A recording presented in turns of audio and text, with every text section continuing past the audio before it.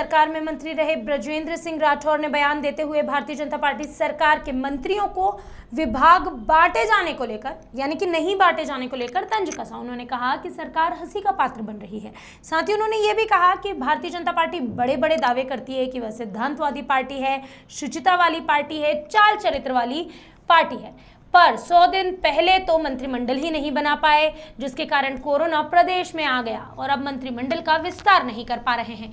ऐसे में तो यही समझ में आता है कि जब एक जगह 2 टाइगर प्रवेश कर जाएं तो वर्चस्व की लड़ाई तेज हो जाती है, और ये नजर भी आ रहा है। भारतीय जनता पार्टी में शिवराज चाहते हैं उनके मंत्रियों को मलाईदार विभाग मिले, वहीं सिंधिया चाहते हैं कि उनके मंत्रियों को विभाग मिले, और मंत्री चाहते हैं कि आप दोनों हटो, हम लोगों को मालदार विभाग मिले।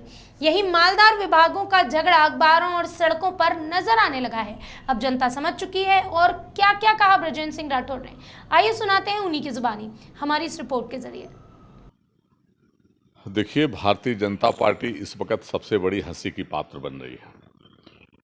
ये हमने भारतीय जनता पार्टी के नेता कहा करते थे कि हमारी पार्टी बड़ी अनुशासन वाली पार्टी है, हमारी पार्टी बड़ी पार्टी है, हमारी पार्टी चाल चरित्र और चेहरे के ऊपर चलती है, हमारी पार्टी शुचिता की राजनीति करती है।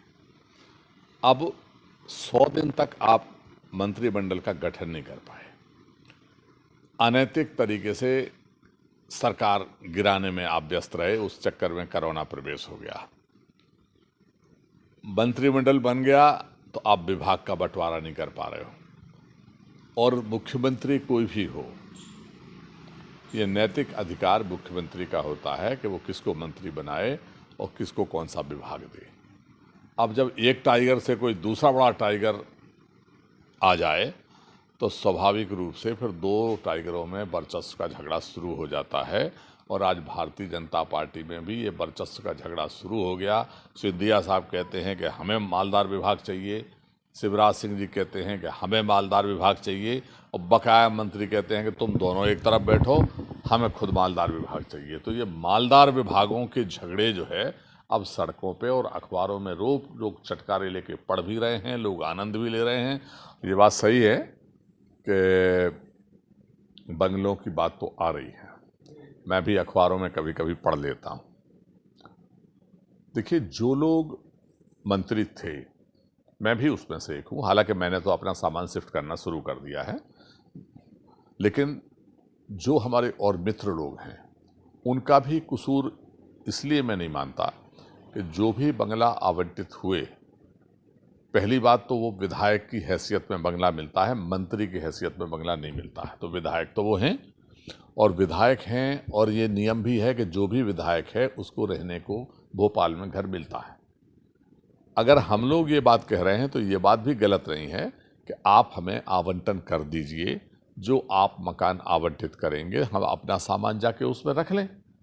लेकिन आप आवंटन नहीं कर रहे हो और केवल नोटिस भिजवा रहे हो कि घर खाली कर दीजिए, तो एक तरफ 1 महीने पहले तक वो आपकी सरकार कहलाते हैं, और दूसरे दिन आप अगर उनका सामान सड़क पर रखवाओगे तो आखिरकार मजाक का पात्र कौन बनेगा?